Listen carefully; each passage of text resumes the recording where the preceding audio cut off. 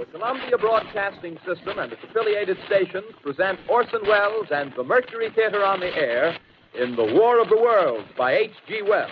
We know now that in the early years of the 20th century, this world was being watched closely by intelligences greater than man's. Ladies and gentlemen, this is the most terrifying thing I've ever witnessed. Ladies and gentlemen, due to circumstances beyond our control, we are unable to continue the broadcast from Grover's Mill. Dust. High and fat, low in fat. Anyway? I don't know. No, it's actually very low in fat, so you can eat as much dust as you like. Now, Paul and Miri, you may have noticed that we are joined today by a new member. She is a new member. Her name is Barbara, and would you believe we are related? Is she your daughter? No, she's my sister. Anyway, what's important is you're here, and we're here to help. So, what advice can we give to Barbara to help her lose some of that blubber? Paul? Cut out biscuits. Cut out biscuits. Good. Well done. Miri? Instead of sugar, use artificial sweetener in tea. Something about sugar. But really, Barbara... The Hitchhiker's Guide to the Galaxy is a truly remarkable book. The introduction starts like this. Space, it says, is big, really big. You just won't believe how vastly, hugely, mind-bogglingly big it is. I mean, you may think it's a long way down the street to the chemist, but that's just peanuts to space. Listen. And so on. For me, comedy was all I wanted. Indeed, if you have an institutional mind, a change of stationery is seismic and upsetting enough to qualify as root and branch restructuring, thus altering the time slot of Woman's Hour, allowing Gardner's Question Time to be independently produced, and other such cosmic storms have constituted the radical and fundamental changes to Radio 4 that have allowed it slowly to evolve over the decades, matching and paralleling its core audience and providing a service so incomparable in its variety and quality as to be an actual reason for some to live in Britain. Okay. You're listening to Radio Lab. Okay. On New York Public Radio. Public Radio, WN...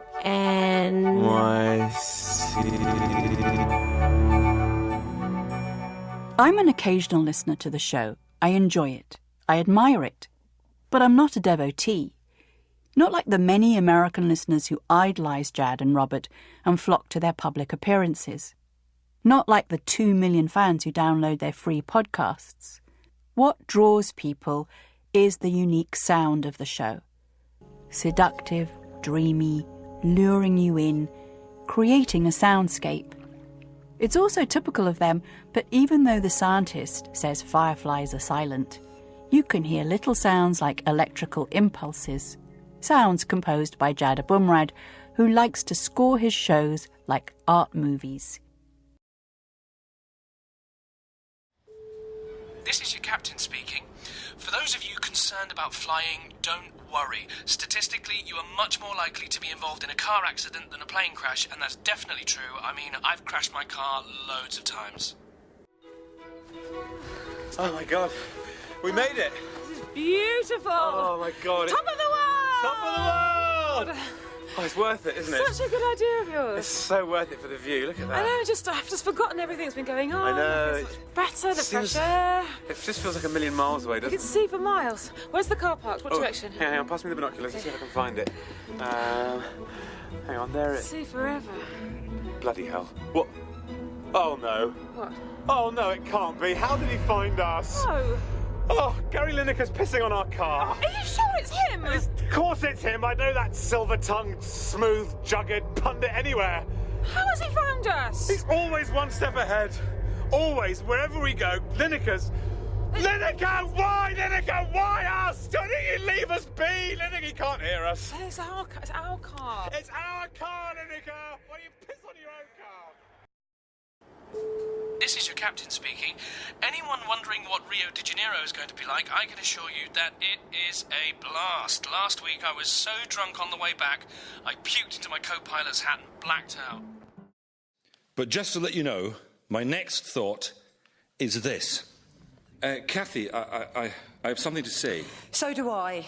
Let me speak first. Oh, OK. It's over. I'm sorry. I'm seeing someone else. It's Fiona. Hi, Barney. Oh, hi, Fiona.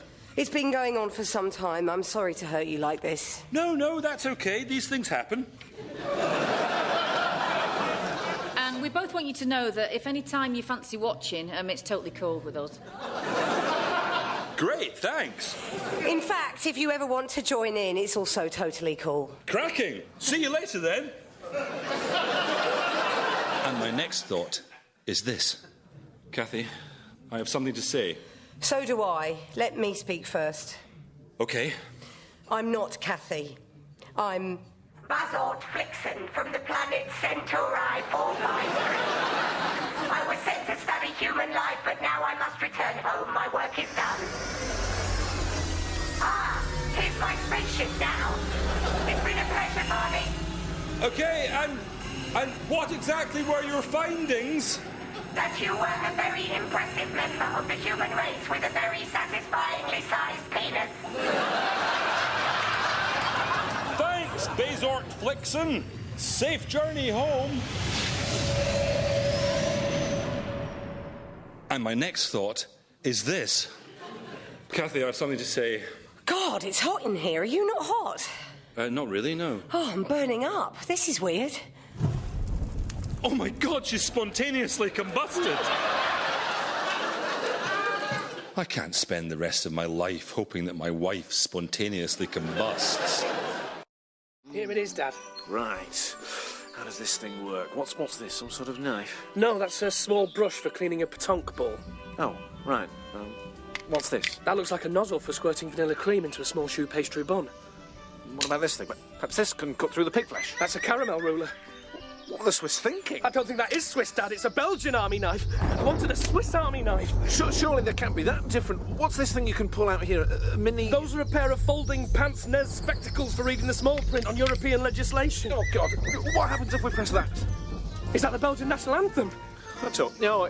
It's certainly boring enough. Is there nothing useful here? Let's see. An ornate chocolate whisk, a tiny map of Zeebrugge. Oh, no. Dad, I'm hungry. Oh, God. It's all right. We can do this. We just need to think like the Belgian family Robinson. The Swiss family Robinson. Oh, God, damn you, Belgium. Damn you, Dad. Belgium!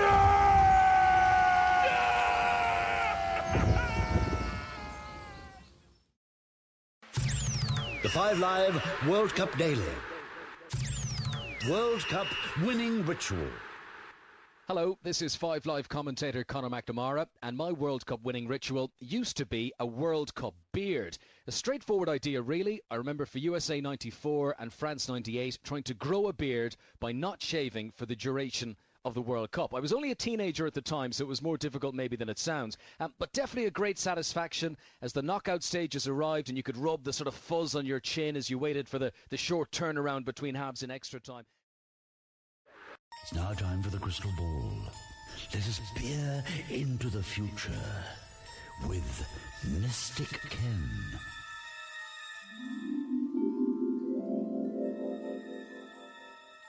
As I stare into the World Cup crystal ball, I see the surprising sight of heavy rain at a World Cup.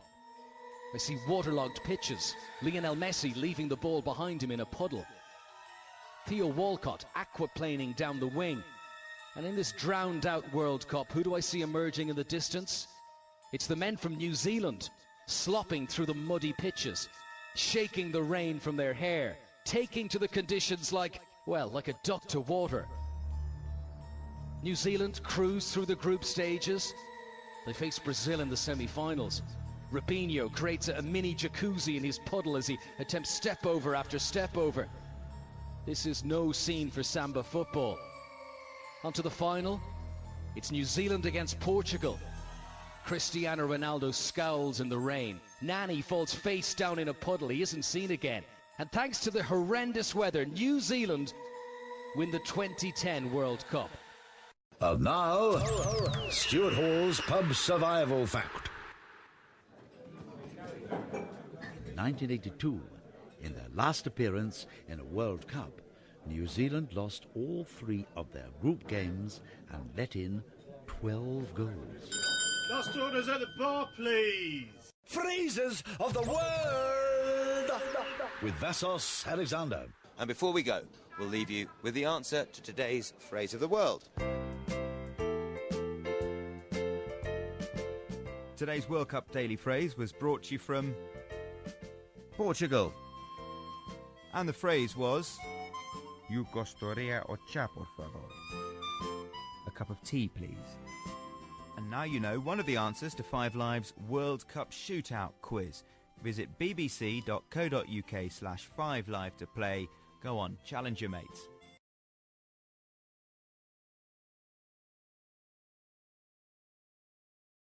3030-402. 3030-402. Why are you saying 3030-402? It's a phone number I have to remember. Whose number is 3030-402? It's the phone number of Access Ad School. What is Access Ad School? It's a 1-year course in the Media Design School where you learn to write creative ads. Wow, I want to do that. What's their number? 3030-402. I have a pen, I'll write it on my hand. Access Ad School, 3030-402. Access Ad School, because bad ads like this won't get you a good job.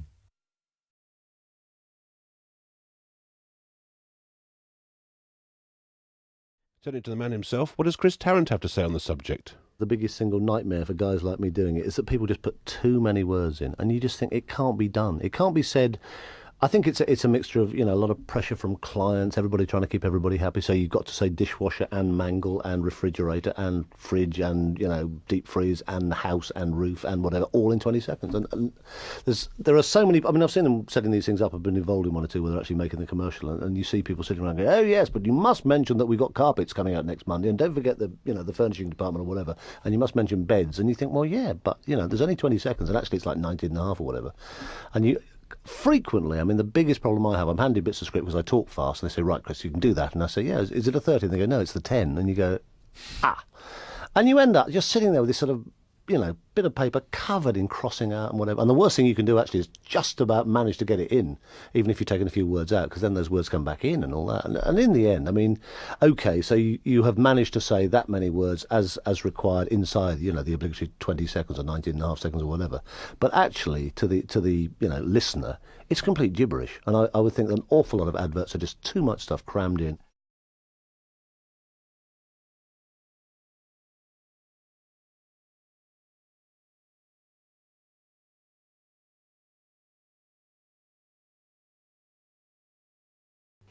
To prove to you just how clear and vibrant Colour Gold's colours are, I'm going to conduct a little exercise.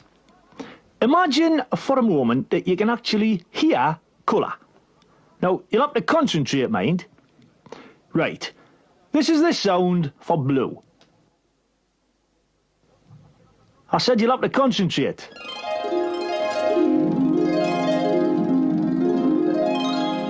Thank you. And this is the sound for green. That's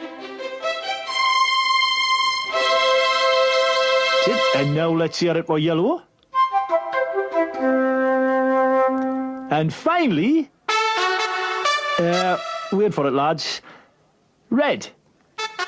Right. I'm now showing you a photograph of a magnificent sunset over the Grand Canyon as taken on Colour Gold.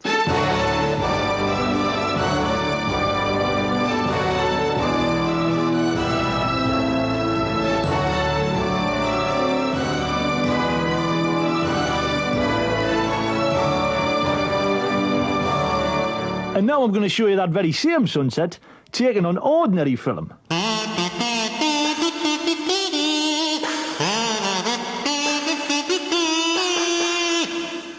I suppose it has a certain raw charm. Colour Gold. For a symphony of colour, we have the clicknology. DB Draft. It's the drop that's more rewarding than any other beer. So in this ad, we've made DB Draft sound as good as it tastes. Pouring a jug will sound like... He's a jolly fellow. Drinking will sound like... The elephant will sound like... After a hard week at work, Pete, Jake and Ben arrived at the pub for a jug. He's a jolly fellow. They were thirsty lads. So they ordered another one. He's a jolly fellow. The tap was dry. He's a jolly fellow. The boys heard a strange noise coming from the cellar. They rushed down to find an elephant trunk deep in the last barrel. Then the people from the zoo arrived and shot it with a dart. Ow. This was an emergency. The pub was dry. Luckily, the new tanker had arrived with an escort. Hi, I'm Chantal. Not that sort of escort. Sorry. Unluckily, a rhinoceros had also escaped. He was outside looking for trouble. What are you looking at? Which meant the boys couldn't leave the pub. What a shame. He's a jolly good fellow. Hi, I'm Chantal. What are you looking at? DB Draft. Sounds good. DB Draft. It's the drop that's more rewarding than any other beer. So in this ad, we've made DB Draft sound as good as it tastes. Opening the fridge will sound like. Opening a can will sound like. And the cheerleaders will sound like. It's Friday night and the lads are coming over for a few rewarding DB Drafts. I go to the fridge and hoping it's full, open it. It is. I grab some DB Drafts and crack a few. Then take the first satisfying swallow. Then another. Billy has to go early, so he drinks up. Then the cheerleaders arrive. So Bob goes to the fridge. But it's empty and Bob's upset. But not as much as the cheerleaders. Until someone remembers there's free beer tasting at the brewery. But then Barry arrives with a dozen. They get stuck in.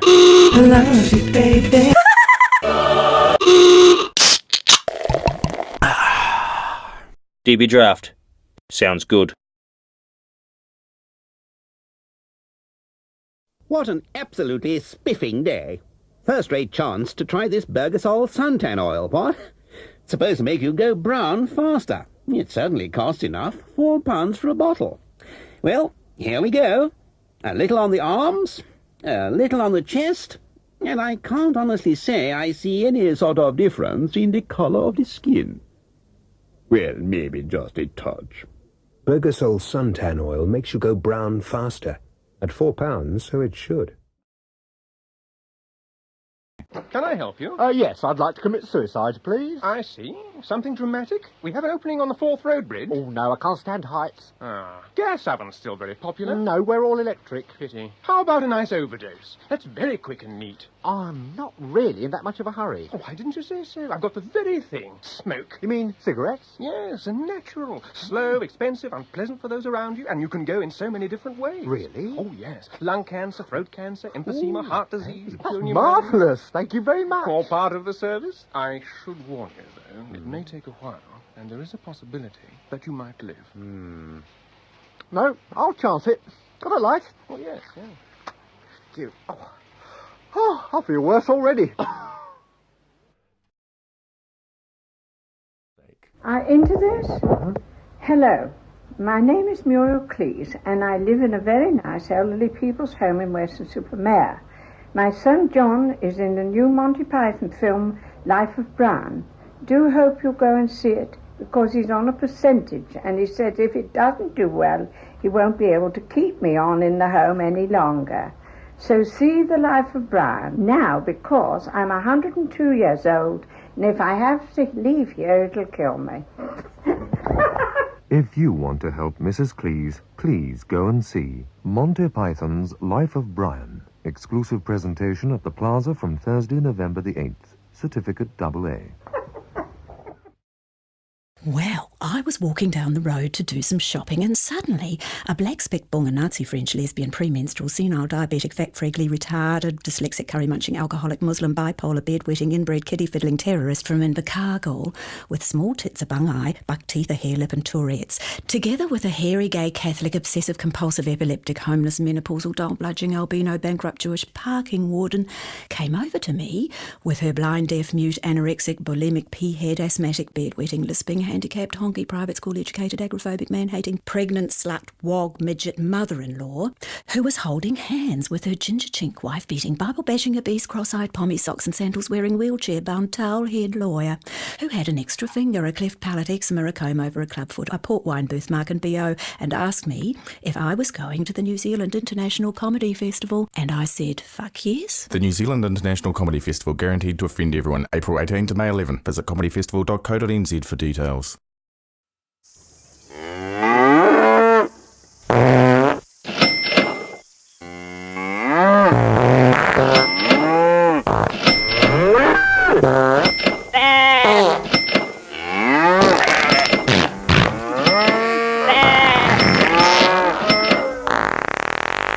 Stop the fart tax. Sign Federated Farmers Petition. You can get a copy from www.fedfarm.org.nz. Every day, Sally Beaver rowed her log up and down the river. One day, another beaver appeared on the riverbank and asked if Sally would like to join her. Sally had always been curious about what it was like on the other side, and this was her chance to find out. She dove in and started swimming, but quickly got tired and the other beaver had to dive in and help her. They were very happy to meet each other, and once on the shore, the excited wet beavers tried furiously rubbing each other dry. But before long they were tired and puffing. They weren't getting any drier either, so they lay down in the sun and went to sleep. The L Word, Tales of Lesbian Life and Love. Premieres Tuesday 9:30pm. It's on Prime. It was a Saturday and Joe was in the bar with Eddie.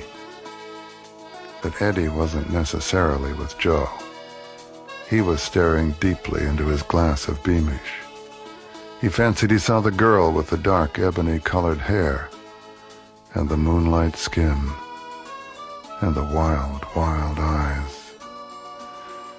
But in no time at all, like his Beamish, she was gone. She was beautiful, said Eddie quietly. Buy me a Beamish then, said Joe, so I can have a look too. Beamish Stout just slips away. You know, it's a great big world out there. I know, 'cause I tried to wallpaper it. But big as it is, DHL brings all those wonderful countries just that little bit closer. Hong Kong, Hong Kong, Bombay, Bombay, and Rawalpindi. Where?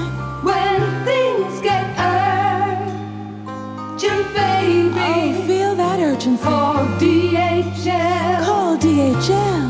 So when you've got pages and pages to send to Pago, or when you need a contract in Pune a whole lot sooner, don't sit there tearing your hair out, 'cause there's someone out there who cares. Ain't no mountain high enough, ain't no valley deep enough, ain't no river wide enough to keep us from you. For deliveries to the Far East, call DHL on 01 890 9000. Ain't nobody do Catman-do like DHL do.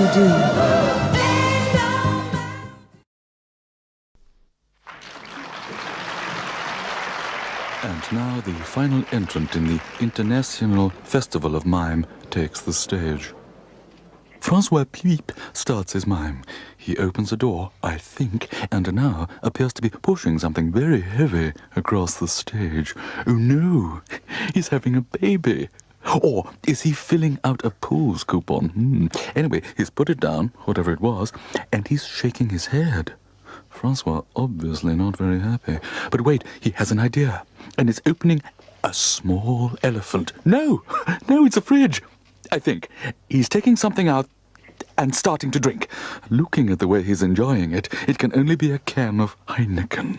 And suddenly his mime is taking shape. Brilliantly, he mimes a resplendent lady next to him. She's Princess Alice from Prestatyn, height 5'9", who has clear blue eyes and long, mousy hair. She waves her magical braided coat made in Baden, Germany, and whisks him off to a castle of the Third Gothic Revival period, circa 1309, where he is met by 62 soldiers on horseback, each dressed in the official livery of gold and black, with little blue rosettes on each lapel. And now he's finishing his mime with a little speech to the soldiers. He's miming the words, Heineken refreshes the parts other beers cannot reach. Truly remarkable, Monsieur Pliep.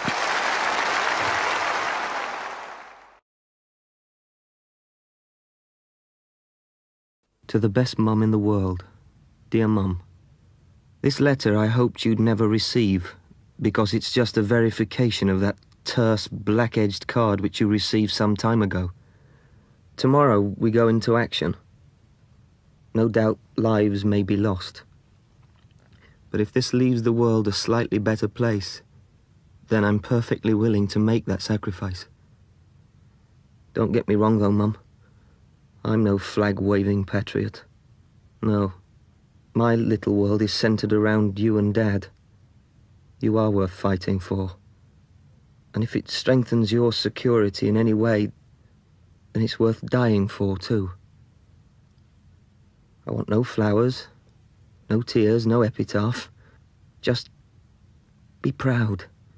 Then I can rest in peace knowing I've done a good job. Surely there's no better way of dying.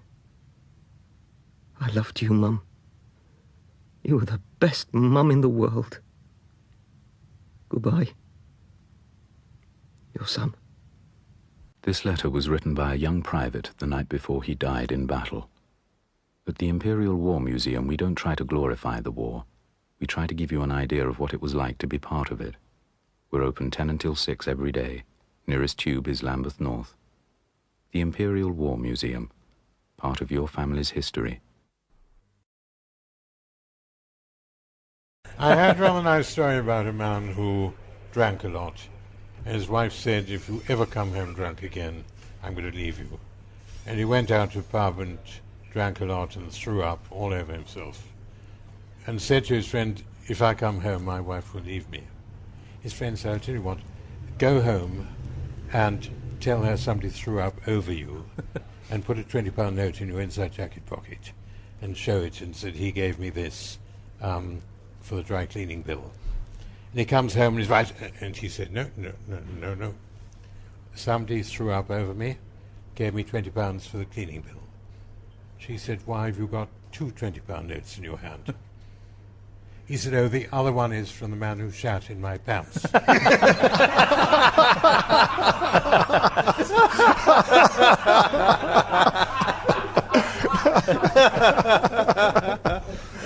Nice joke, I've ever heard in the whole of my life.